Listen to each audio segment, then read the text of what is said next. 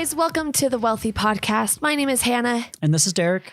Thank you so much for stopping by. If this is your first time tuning into the Wealthy Podcast, we are an awesome podcast that talks about and gives you the tools to have power over your wealth and your wellness.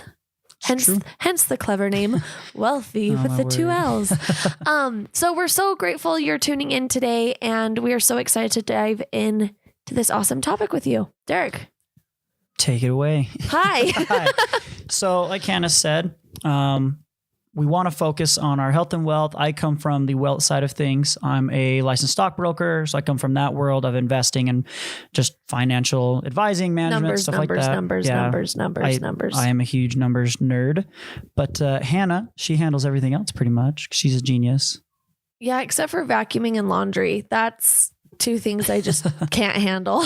We split the load. No, but I come from a background of wellness and fitness. I'm a multi-certified group fitness instructor and a personal trainer. I've dabbled in a lot of different things, but right now I'm working on refining myself and getting really good at one thing instead of being mildly good at many different things. So thanks for tuning in to my part of the story and journey. But as far as this podcast goes, yeah, we are both here to combine our superpowers of Derek's wealth knowledge and my wellness knowledge to give you that power to live well and wealthy. It's true. So today we are going to be talking about how to budget as a couple. Boom. It's a pretty huge thing, I think. So I feel like people just saying even budgeting as a couple maybe cringe or go, what is that? There's a lot of ostrich head in the sand, I think, with like mentality with this subject, because people don't want to admit that maybe they're not good at it or that there are issues. And well, that's what's hard, is that it's the leading cause of divorce in the United States is money. People arguing over money. They can't decide how to do it. They disagree on things. And in the end, it causes them to split, which that's not going to help you anymore. Well, because I feel like it's harder to, like, if we had different opinions on religion or politics, that can come down to like a belief, and it's like, well, I believe that. And you can't really say that someone believes something wrong. But I think when it comes to finance and numbers, it makes it not so much a belief anymore, but people are too logical about it. And that's maybe where the fighting comes from, that it's like, no, you're stupid if you don't see it my way, because my way is the right way. Not that I need to dive in and figure out everyone's divorces. Oh my gosh. But no, not at all. Well, the hard part is that everyone comes from a different background, and it's hard enough to combine all of your values and your morals and your beliefs, right? With politics, religion, things like that. And I think that what happens is when people are dating and courting and looking into joining together as a couple in whatever way, they cover all of that, right? I can match up with their religious views, their political views, all that kind of stuff, but they never talk about finances until it's a problem, really. They ignore it. That's a head in the sand. They're just like, cool, well, I'm down with whatever their religion is. I'm down with whatever their political party is, all that jazz. And then all of a sudden it's, wait, we moved in together. How do we pay rent, utilities, groceries? And all of a sudden it's you haven't had a job this whole time? Right. Or, oh my gosh, I had no idea you have this massive debt problem. Totally. And now I moved in with you, and now what do I do? And that's actually a fact, is that people that have been married within the last 5 years, 86% of them are coming into the marriage with debt. That is just compared to people who were married within the last 25 years, prior to that. So people who got married 25 years ago are kind of halfway into that whole thing. Only 43% came in. Wow. So, and that's as a couple, that's both people, like the marriage started with debt. 25 years ago, less than half of the people even had any debt going into it. The majority of marriages started with zero debt whatsoever. No houses, no credit card bills, car payments, student loans. Now it's completely flipped, where the vast majority come into it with all of that hanging around their neck.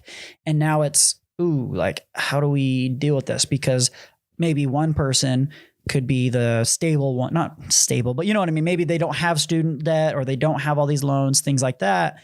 And the other person comes in with a bunch of those and it's like, well, I don't want to pay your debt because that was your choice. And then boom, right there, wedge. Or I think it's almost like as we join forces, we'll be able to conquer our debts together. And it's like, but then you'll also have more expenses together and all these other things that it's like, just because you have two incomes fighting for essentially two debts, that doesn't make the debt go away any faster. Yeah. Doubling your income doesn't mean it's okay to double your debt. I mean, I kind of thought that before we got married. Because I was very, like, personally, I had a lot of money, and I had quite a bit saved. And, I mean, as a 20-year-old, I was going to say, I was like, you did? No, it's like, and you had some cash saved up. Like, yeah, it was great. But like, I could go treat myself. I could shop, but I was also very responsible with my money. And I assumed that getting married, we would just be rolling in it because we would have two incomes, two hard workers. It doesn't quite go that way.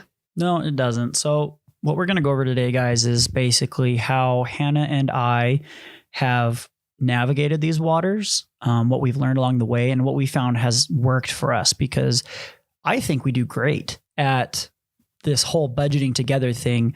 We share the load, we share the responsibility. We both feel like it works. There are solutions and there are ways to get things done. Rarely do we argue over money.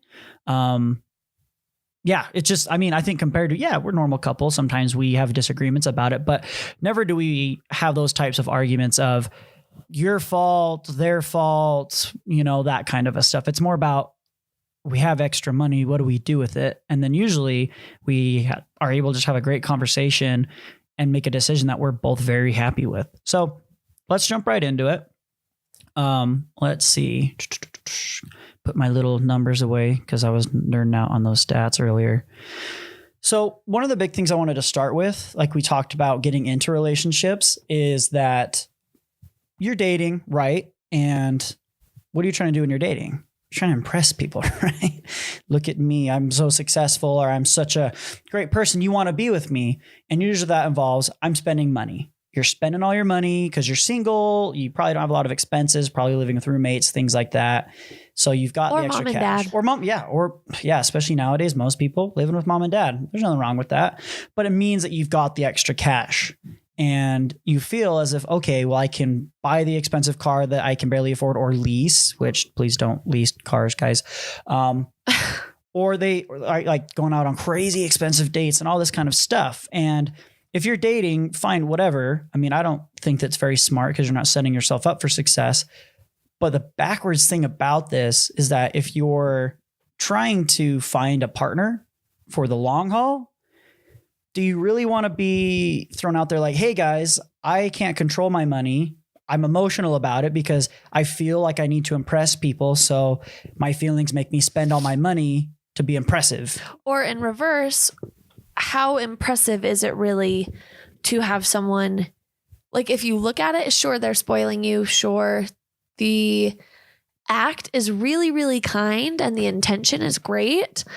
But at the same time, having someone act so emotionally motivated for their money is kind of a scary slope to get down. Right. And so like on the other side of the relationship, is it something that you want to look for in a person, that they have sugar daddy mentality as, a 25-year-old? Or is it something that you need to avoid because you have a different priority going forward? One thing about it too, as well, is if you're coming into it with that mentality, you need to have the perspective of, you want in the other person, like you need to be what you want, right? So you go into a relationship saying, I want someone that is going to work hard with me and be supportive with me and work just as hard as I do. And we're going to combine, like you said, combine forces to be even better than we could be by ourselves. So why are you being a person where if you come into the relationship, it's like, oh my gosh, I need to manage this person. You're a liability because you're just going to be spending all the money we make. And I don't want to combine finances and combine a life because you seem like you're just out of control. So you need to flip that mentality when you start going from the just casual dating scene, which that's not an excuse to blow all your cash, but it becomes even more important when you are searching for that long-term person to be responsible, to show them that you're responsible, to show them that, yes, long term, I can think long term. In finances, which is just another proof or showing that you can also think long term for a relationship.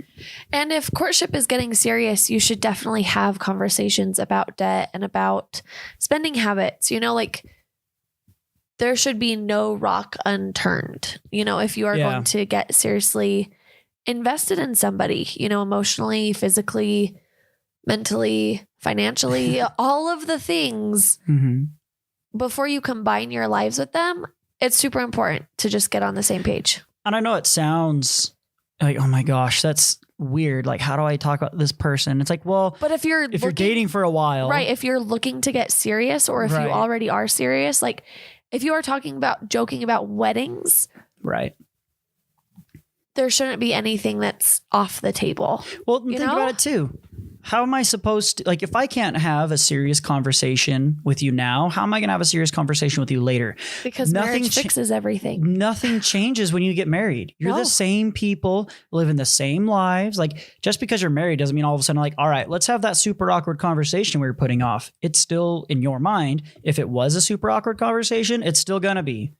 There's no difference. So maybe that's another sign that I can never sit this person down and try to have a real conversation with them. Anytime I try to say like, hey, so I know we're getting serious and maybe you're moved in, right? That's a great sign that like things are serious because you already kind of have combined lives.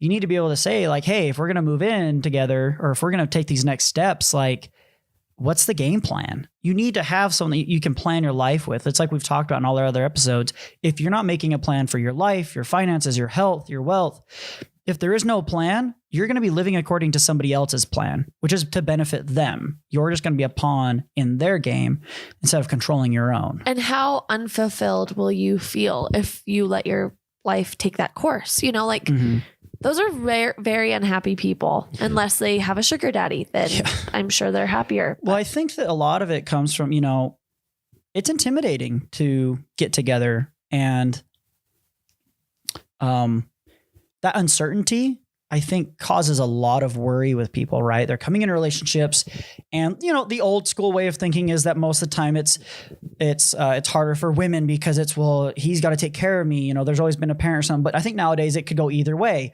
The guy could be the one that's uncertain and be like, is she going to be able to provide? Are we going to be able to be a team? What is their mentality? What is their view? Their, what do they think my role? What is their expectations of me as a partner and financially? And do they know what my expectations are of them? I think that was one thing that Hannah and that was a mistake we made. We never really had that discussion. I think we both had some expectations, like everybody coming into the marriage and I'll do this, you do that, etc. And yeah, we had to navigate it. And luckily we had some combined background and morals that we could fall back on as a team to say, okay, we both believe this.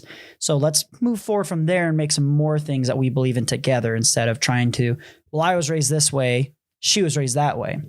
So one of those big things that we did actually, and it's kind of funny. So when Hannah and I got really serious, you know, we're, I guess, old school. I asked her parents' permission. I think, is that old school? I don't know if it's old school. I think it's awesome. I think you should. It's respectful. And I mean, I have a great relationship with your parents. They're awesome. They are awesome. And I think that doing those kinds of things and showing that respect is only good. So anyways.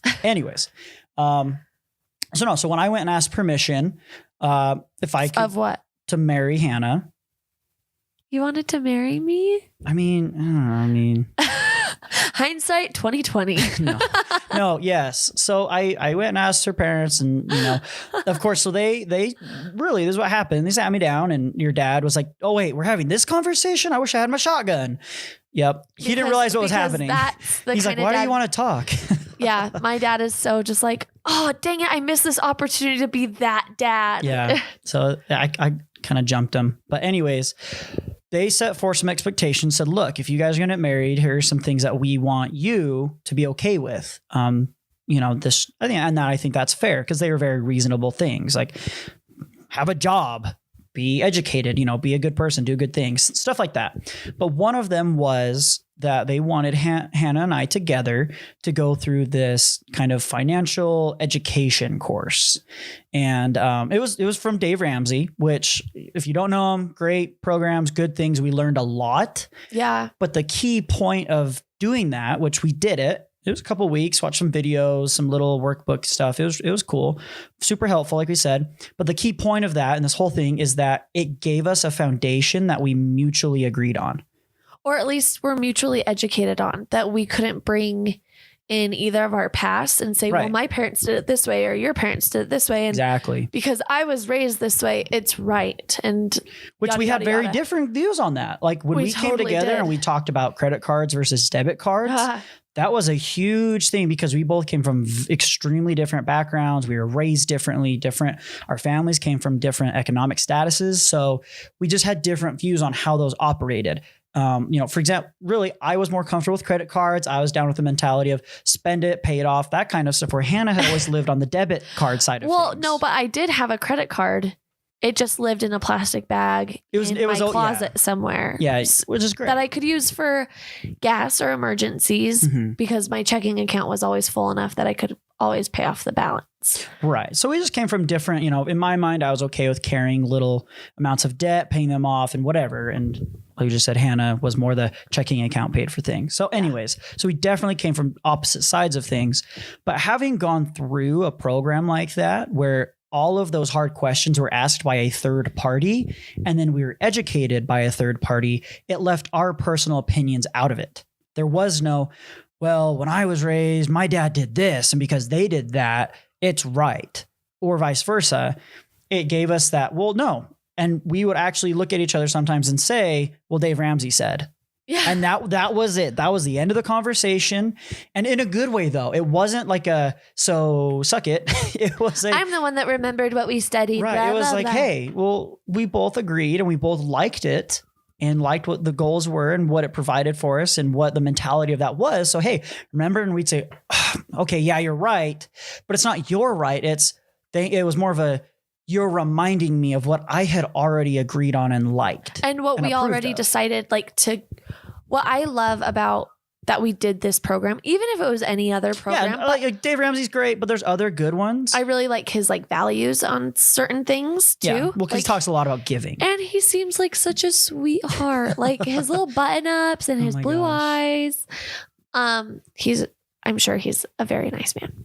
But I really loved that we came together to choose our foundation for our financial conversations in the future as a married couple. Right.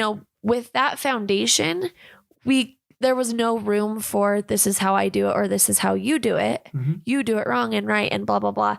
Yeah, it's like what you said that we both decided that Dave said this, and since then we've kind of manipulated the program and the foundation and built on that. Right. And made something work for us. And it might not work for everybody, but I really like the way it's going. No, it's great. And I think that's a good mentality. Like you said, we took those values and we applied them to our lives because, like we said, we agree with a lot of what Dave Ramsey says. Some of it we don't like. And I think is a little bit outdated for us younger folks living in this world. It's just very different. Sorry. If you're over 40, you probably bought a house for $100,000, graduated school with no debt, all that kind of stuff. But at the same time, those are the people who I think can still work with his. Right. Because they had the beginning point of, they lived in that world when all that was still very applicable. Totally. And I would say we follow about 80% of what he teaches. Yeah. And there's just that little bit of chunk that we had to tweak because we are different people with different lives, different incomes, different goals in a different world. So we just had to be flexible with how we planned. But anyways, that's the point though, is that Hannah and I came together. We made decisions mutually agreed on. There was no concession either. There was no, fine, we'll do it that way. It only was, if we do it this way. Exactly. Next time. And there was no trading because then it's like, well, I'm happy we're doing this, but I had to give up this other thing that I feel strongly about. That doesn't work, guys. You have to be 100% on the same page because you're 100% together. And that's another thing is that if you're going to be sharing lives and finances, you need to share accounts. I've never understood the mentality of your account, my account. your income, my income. I agree. And the only like light bulb moment I had of that connection of why people do that is when you mentioned earlier, like in our intro, of the spender and the saver, or like, so a couple is so out of sync that they split responsibilities, because it's like, I don't want to be responsible for your actions with money, because maybe you don't make enough money, or you spend too much money, or there's just a weird imbalance that I still love you. I still love everything else about you, but your finances suck. So I want to keep things separate. Well, it's saying I don't trust you. It really is boiling. It's saying I don't, and it may just be applying to money, but that doesn't matter. In a long-term relationship, there has to be absolute trust with everything, or else it will just fester and it will spread into other things. So if you're saying, like you said, I love you, everything is great, but when it comes down to money and finances, I don't trust you with money. Well, sorry, that's going to be a huge part of your lives for the rest of your lives. And if, so you're saying you're okay with having, not you, Hannah, but I'm just saying, if you live in this mentality, if you're okay with, oh, it's okay, everything's great, I just don't trust them with money. Okay, cool. So the rest of your lives, you're just not going to trust a person that you are committed to. Like, it's just ridiculous to me. It's ignoring the elephant in the room. So you have to get over that mentality. And I'm glad you brought that up. Getting over the mentality of the spender versus saver. That's dumb. We did that for the first couple of years of our marriage, honestly. And it's funny because we'd always try to flip flop each other and be like, no, I'm the saver, you're the spender. We did that a lot in our course. They referred to spender and saver a ton in our Dave Ramsey course. Right. And we kind of used those labels in the first couple years of our marriage. And which is bad. I think so. I hate that, because obviously, one, if you're talking responsible finances, is better than the other. You should be saving, not spending. So whoever gets labeled as the spender has this like weird, like bad negative label already thrown on them in this major thing. And it's like, cool, now I feel like crap. And I feel like I'm under a microscope. Well, and what's hard too is like, at the beginning of our marriage, you were labeled the spender. Oh yeah, and totally. I was labeled the saver. And I mean, that still rings true, I think, in some senses. But if you give me an hour and a half in Target or at IKEA or, like online, I could do some damage too. It's kind of what you choose to spend money on, even though, like, for you, it's mostly personal, like maybe that you used to spend money on. Well, let me just kind of jump in real quick. Sure. Yeah, I was just going to say, I think when we're looking at this in a big picture way, it doesn't matter what you're spending on. You're spending money. Money is leaving your account. That's what I was getting to. Okay, so yeah, I was getting go ahead. to that. Sorry, you're just getting so specific. I'm like, what? Well, because I want people to understand that just because you were labeled the spender doesn't mean I wasn't. Like that's what I was getting at. So am I saying right then that you're saying just because you were spending and buying things for like the house, not necessarily for Hannah, but like, well, we need this for the home. Like this will help our home. That doesn't mean you're not being a spender. Totally. Okay. That's what I'm saying. Okay, so it's like, no matter what you purchase, like even if you or one of us had to commute a ton for work and filled up a tank of gas twice a week or 3 times a week. Like when I had my giant truck. You would still be the spender in the relationship, even though it was for a work thing, for a commute thing. Like you couldn't help it. Well, like I want to put all our money into our investing. Right. Like that was a conversation we had to go over. It was like, Kate, like I understand this is good and will pay off in the long run, but we still need to be responsible for now.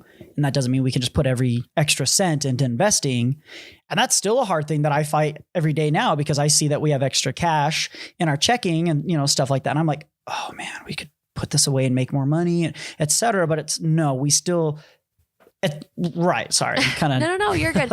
But that's, long story short, there's no point in labeling anyone in your relationship the spender or the saver, because it doesn't matter if your finances are joined.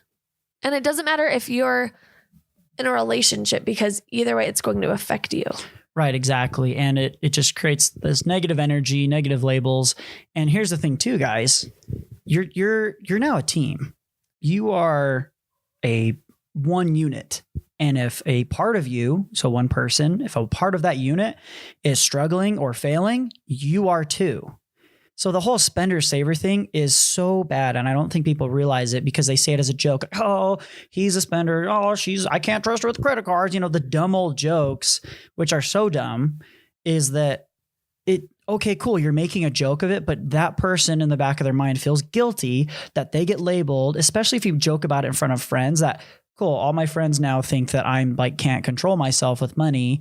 And this other person gets to, I guess, like, build themselves up as this great, and like Hannah said, that person's still going to be spending on other things. So get rid of the labels, because if you're not the one that's quote unquote being the spender or failing, you're failing as your duties in the relationship to support that person and help that person and have a conversation. Right. And come together as a team of, I'm not just going to point out the problem. I'm going to provide a solution for us. Totally. And I love such a mature way of thinking. Give me a high five. Touch my hand. Yeah, babe. Oh. Okay. Do we need to pause for a minute or? No, I'm not going to lick your face right now. Good. I don't. Okay. Anyways, face licking. Oh, okay. So yeah, get rid of the his, her, spender, saver mentalities. You are one. There is no your account, my account. There's our account. There is no your income, my income. And there is no I make more, you make less. Okay. But I'm sorry to point fingers, but. What? No, but in our daily conversations, it's kind of frustrating because I know you believe that, but then you always label me the bigger winner, like the bigger breadwinner. And you are, though. I know, but it doesn't matter. It doesn't matter, but it's just the fact. It's not the case anymore. I think so. When I bring it up, like I know I do. I admit that. So I'll bring it up when we go out to eat, if we're talking about, oh, Hannah, what do you do? Derek, what do you do? Cool. Whatever. To me, I like to brag because I think it's cool because I love people that are driven, and that's what I love about my wife. And the fact that Hannah is driven and does so much in her life, and on very many occasions, we make very close to the same amount of money every month. And I just think that's cool that she's an entrepreneur doing that from multiple income sources. Whereas I am, I'm a stockbroker professionally. I go and do that every day for a firm, a brokerage. So the fact that I have a wife who, let's shatter all the old ideas that she needs to be at home in the kitchen. She's out kicking butt, making as much as me. She's also being a licensed professional, also changing lives. Like, I just think it's cool. So when I say stuff like that, it's me being able to brag. And I think it's me just saying, almost for my own ears to hear, that like, this is awesome. And maybe it makes me feel good too, that like I picked a good one. It makes me feel good. It makes me feel really supported in my business and in my ventures. But how can we apply this to other people? Because you were just saying to not say someone makes more than another person. It's where does it come from? So one thing that we talk about a lot is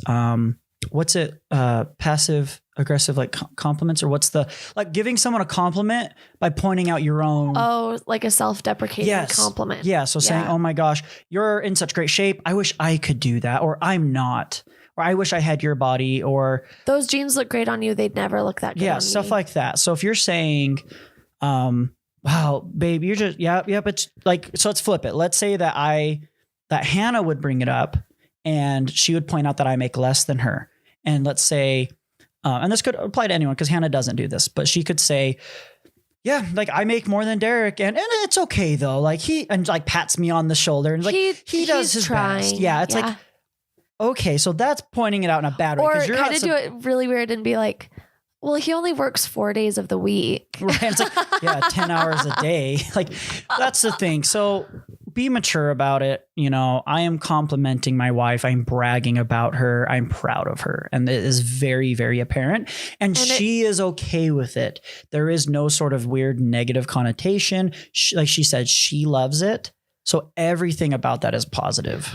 I think we have to step back and watch, where it's coming from, where the inspiration to say those words comes from. Because if it's in a place of ego, that's not the best place to come from. Right. While both of our egos get a little boost from hearing that or from saying that and just living in that reality, that's great. But that's the second result. The first result is verbally supporting and encouraging your spouse or your partner in whatever they're doing. Yeah, exactly. And kind of highlighting their hard work, which I think is super important to do as well. Their success is your success. Yes. What it's boiling down to, because we're probably getting repetitive and let's move on, is just that you are one, you are together. There is no us. It's a team. You win the Super Bowl as a team. The guy that sits on the bench and is the third string kicker or whatever, he still gets a ring. He's part of the team because he was on the sideline cheering him on, saying, hey, what can I do for you? He's in practice. Like, he is a part of that team, and no one's measuring, well, how many times did you go on the field? Can I say it? Sure, what? There's no I in team. Oh. So moving on. Part of this, though, so we talk about being supportive, is that you need to be holding each other accountable. And that sounds like, wait a minute, that sounds like I have to come in and be the bad guy. Or the babysitter. Or the mom or dad. Right. It depends where you're coming from. And to draw from what we said earlier, you need to provide solutions, not just point out problems.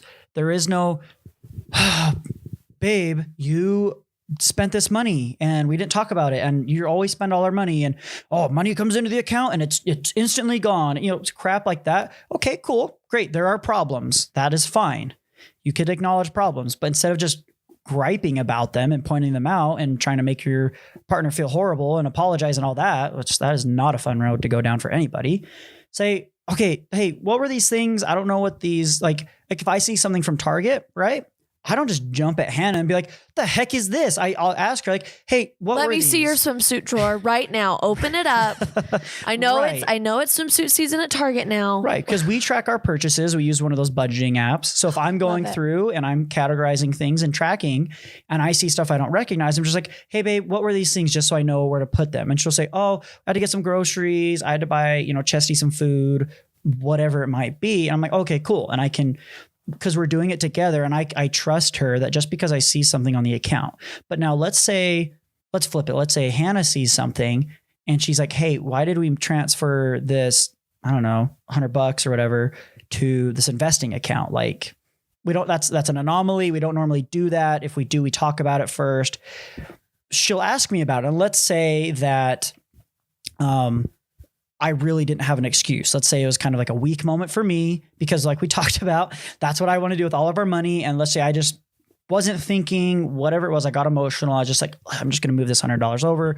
Maybe I was trying to be sneaky. Oh, she won't notice. Well, that's like, I think I mentioned it, or you and I talked about it, that I came across someone who asked for cash back on their debit purchases. Oh, yeah.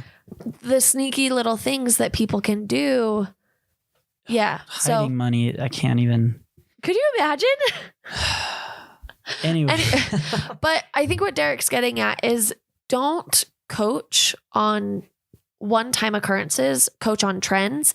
And if you're going to coach, you can't just say you're doing it wrong, you're doing it wrong, you're doing it wrong. What does a coach do? They give a forward movement. They give an action. They give, this is what you can do better next time. Mm-hmm. Well, so for example, can you just hear that quote though? Like, that was good. Thank you. We'll soundbite it later and cool. We'll just make it your ringtone or something. I'll make it your ringtone for when I call you. Okay. Coach on trends, not on one-time occurrences. All right. I will. So let's say that was the thing. Let's say you noticed there was a trend. Let's say you're like, hey, Derek keeps moving money and this isn't part of our normal budget. You come in, you say, hey, what's going on? And I'm like, we need to put more money in. There's an opportunity in the market. There's a great investment opportunity, whatever it might be. I want to take advantage of that. Okay, well, this isn't typically what we do. This is the bad example because normally we would talk to each other first. But let's say we didn't, right? So we haven't done that. So this is the first time Hannah's hearing about it. She, being a great partner, talk to me about it. Just talk to me about it. Explain it a little bit. Let's talk. And I can say, okay, well, A, B, and C, these are reasons why I think we should do this. And her next question is, well, okay, cool. Well, where can we make room in the budget? Is there room in the budget? Let's try to make this happen. Because she's usually very supportive about these kinds of things because she's okay, I trust you. So, well, how do we make this happen? Can we make it happen? Let's sit down together, look at the numbers together. Is there somewhere we can pull this money from? And guys, it goes both ways. Sometimes there is where it's like, okay, well, Derek's going to sacrifice somewhere over here so we can move money there, or we mutually sacrifice, or I just don't think we can do it right now. Like this month or the next couple months, like right now, the way our budget sits, we can't squeeze any more money out of it. So I just don't think we can make these purchases right now. So what can I do so that you don't feel like you are being told no, or you are being told, like, denied something you want? Because that's the hard thing, right? Nobody wants to tell their spouse partner, their partner. Nobody wants to tell their partner no. Nobody wants to be the bad guy. So you either avoid the problem and let them be the bad guy, or you feel like you need to come in and be the good guy and always say yes. Don't you think? Absolutely. I think it's super important for both members of a partnership to be able to be fluid in their roles. Like, I am not always the budget lord. I am not always the monitor of your transactions, like, and vice versa. Like, we're not here to babysit one another, but we are here to hold each other accountable through support. And it's on my back as an individual if I'm going to spend wisely or not. Right. And I have to kind of own, I think personal responsibility is huge. And if you are going to be a couple with anybody, hopefully you've gotten to the maturity in your life that you have some personal responsibility. And I think that comes into play massively with finances. Oh, definitely. So what Hannah and I do so that we can have that personal responsibility and that shared vision is we set our goals together for the big picture. So if you've listened to the last couple episodes, you've heard us mention we just moved. We finally bought a home. Awesome. Super excited. It was in the making for a long time. Oh man. And along that time, we were sharing that vision, but there were things along the way that we wanted to buy. There were investments and purchases we wanted to make. We wanted to move money around.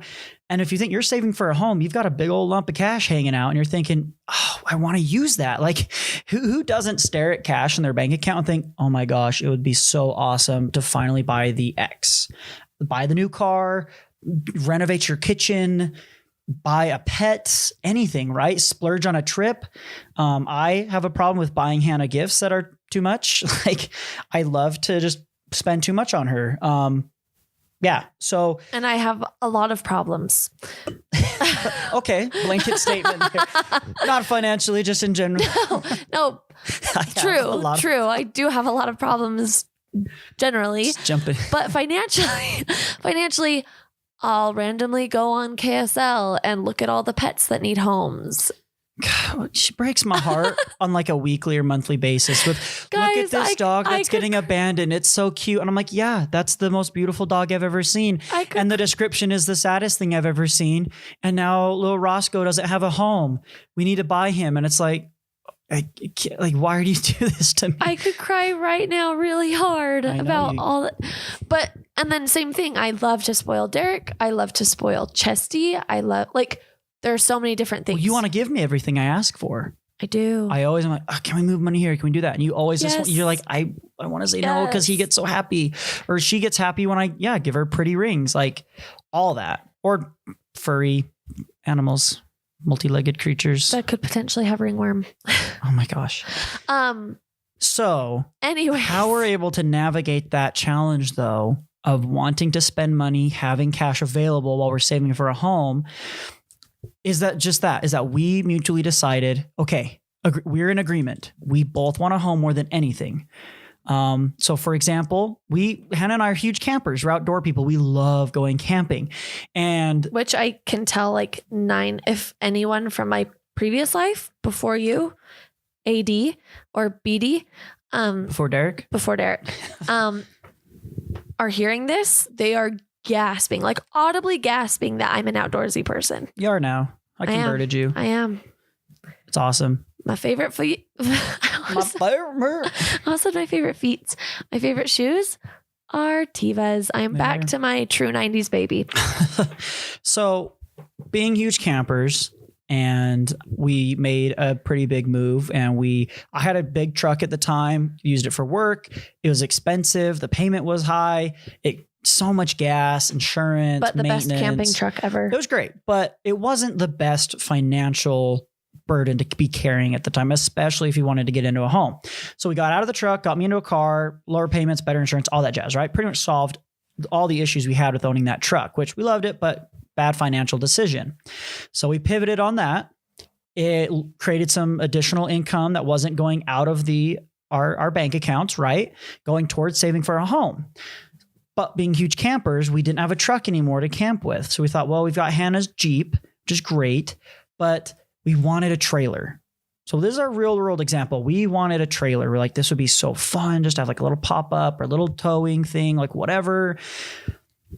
But it was okay, well, we can drop 10 grand on a trailer. Get a loan. It'd be so easy. We could get a loan. Well, we don't have the high payments anymore.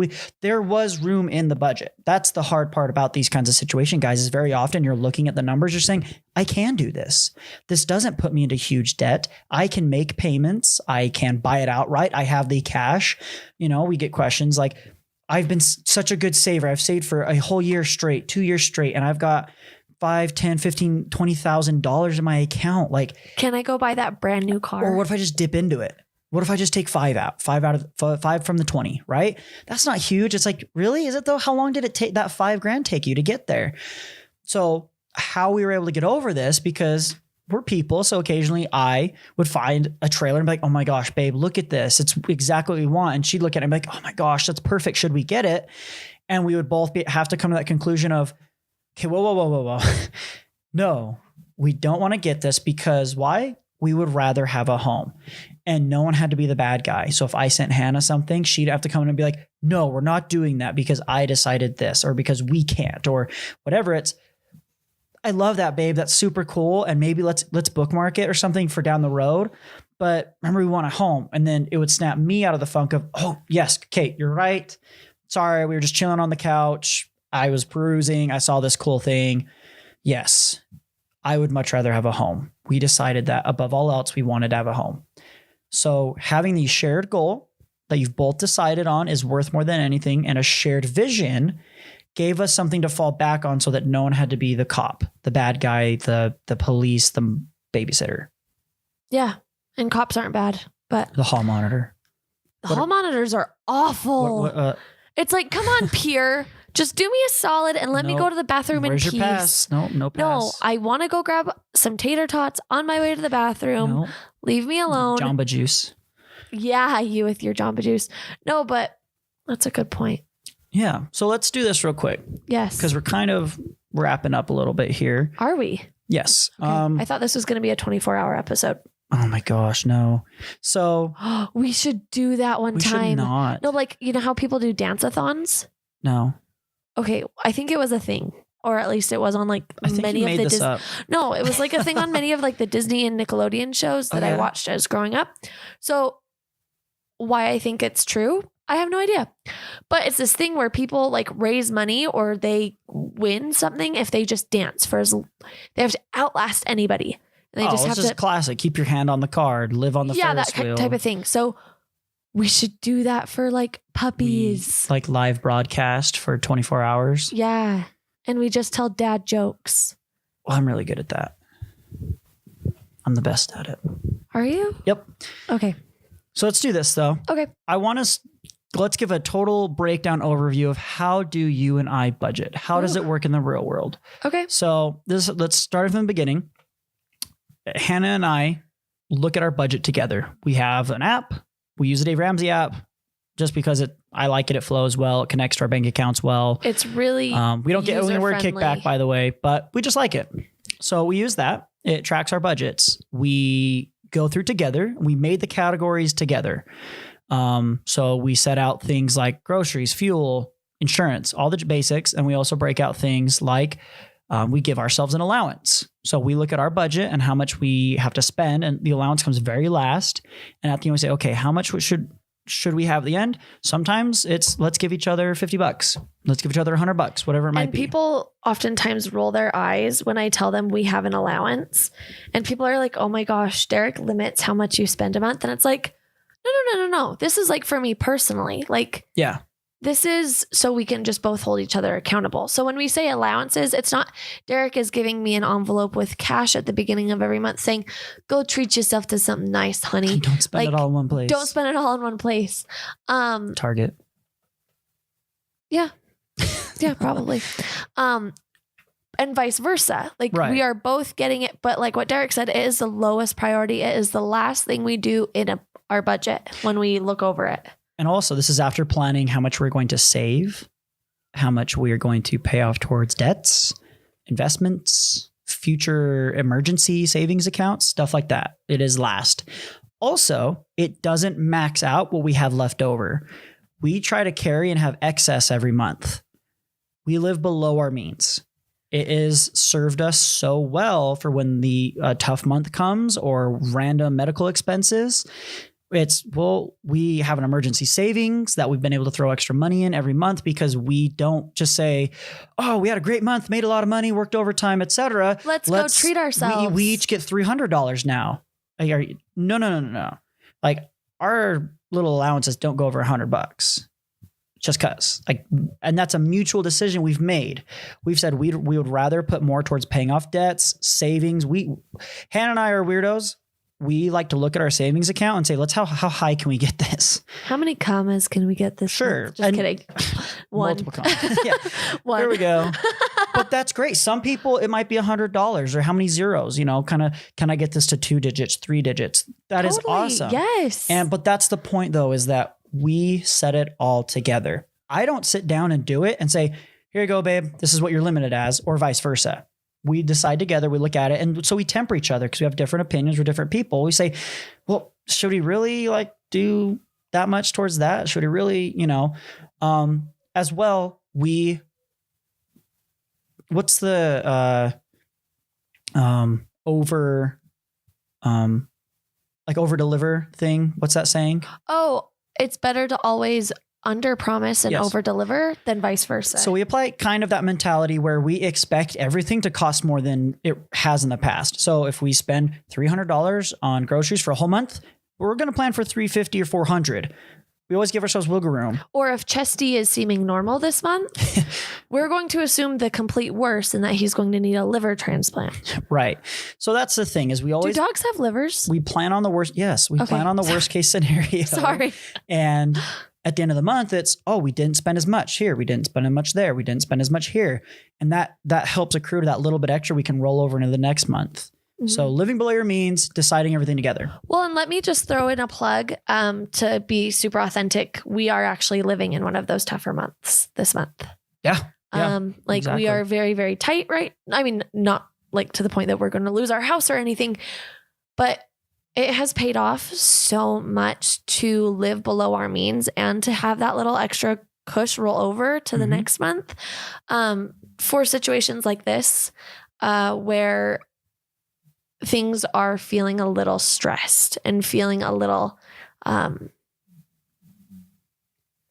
it could be more expenses, unexpected things, whatever it is. So yeah, we're in it right now. Yeah. Like you said, we're very glad that we don't plan and expect bad things to happen all the time, but we're prepared. Yeah. And that being said, we also have an emergency savings. Well, I guess, yeah, we love the emergency savings because it removes any sort of fear.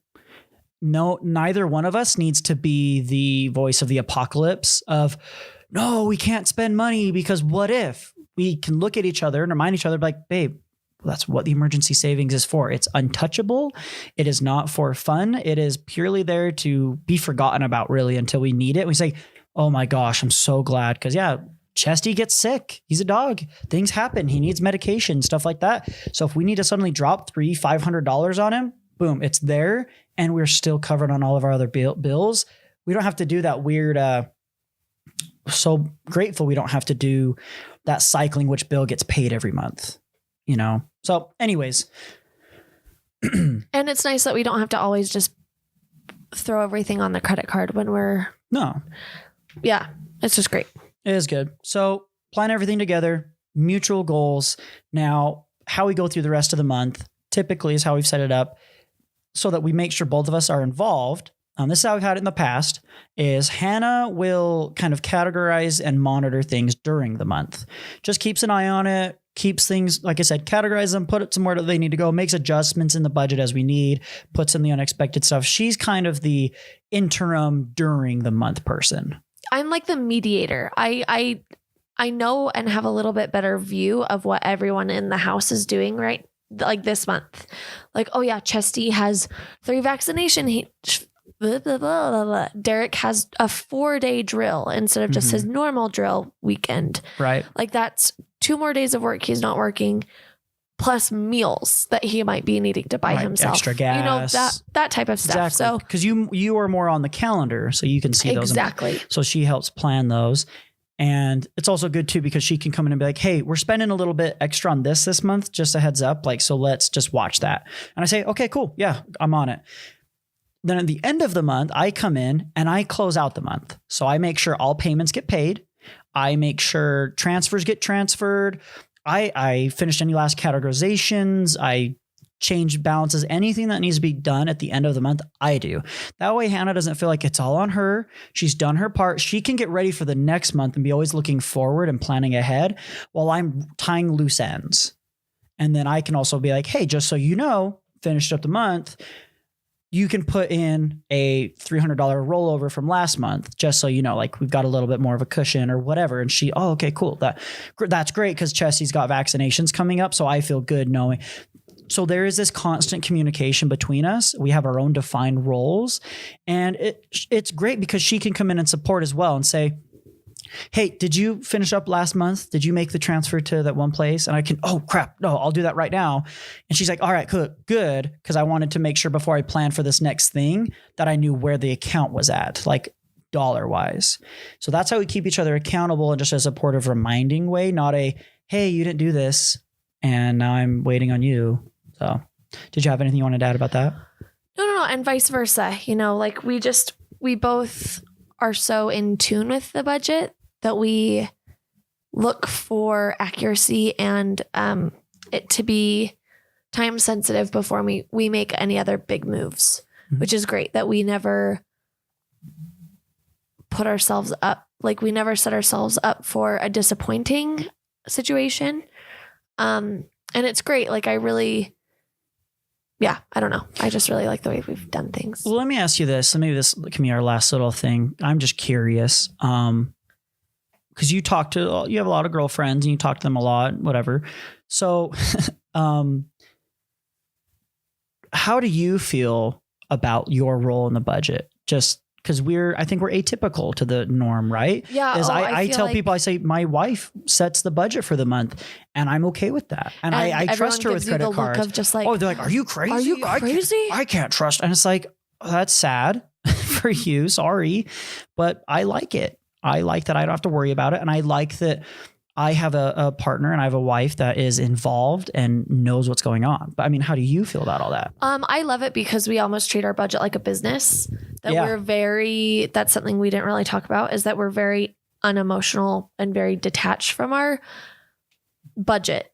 Like as in tune with it as we are, it's not something that we get emotional about together. You know, it's not, but I really need this month. Please. It's no, if there's not money for it, don't ask. Yeah. And if you want to, you better find a way to make more money for it. Just like a business. Work some overtime, sell some things, like make Look me up on happen. Facebook Marketplace. Hannah Van Spawn. Seriously. But no, it's great though, because I can look at it too and think, I want this extra stuff. And it's like, I need to work more. And then I can come to her and say, hey, let's look at this. Can we have a conversation about this? See if we can make the money come out of the budget. Totally. So I just really like how